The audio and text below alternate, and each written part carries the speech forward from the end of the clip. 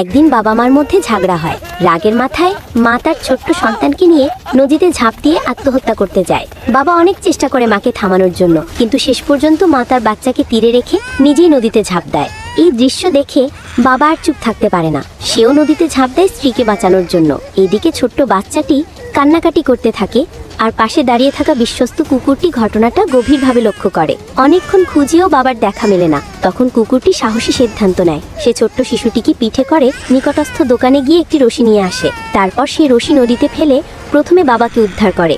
কিছুক্ষণ পর কুকুরও বাবার চেষ্টা সফল হয়। তারা মাকেও নদী থেকে তুলে আনে। বাবার অক্লান্ত চেষ্টা, মায়ের ভুল সিদ্ধান্ত আর কুকুরের বিশ্বস্ততা, এই তিনটি মিলেই ঘটে এক অলৌকিক ঘটনা। এরপর কি হয়েছিল তা জানতে চাইলে ভিডিওটি শেষ পর্যন্ত দেখুন। তবে তার আগে একটা ম্যাজিক দেখতে চাইলে এখনই ভিডিওটিতে একটি লাইক দিন, চ্যানেলটি সাবস্ক্রাইব করুন এবং শেয়ার অপশনে ক্লিক করে কপি লিংক করুন।